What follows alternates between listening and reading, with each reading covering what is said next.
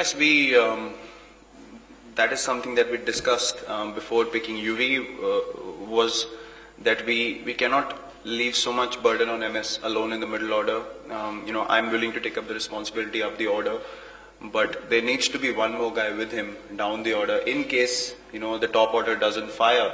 If the top order doesn't fire, then you're left with MS alone, and he's guiding the youngsters more often than not, which is fine if you have, say, 15-20 games till a big tournament. But when you have only 3 games to prepare for a big tournament, I think you need to get all your resources in place.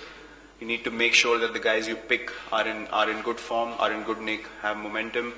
Right now we don't have the time to nurture that one spot as such, because there's a big tournament coming up straight away. So that's why UV was brought into the team. We had discussed Raidu as well, but Raidu has been injured for a long time. He didn't have game time behind him. UV has had a very good first last season, so obviously he was in the reckoning before anyone else. So I think just gives the team much more balance in the middle order, lower middle order, along with MS and UV.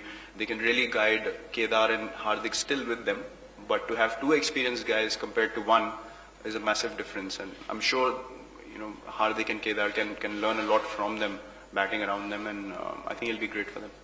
Last few questions.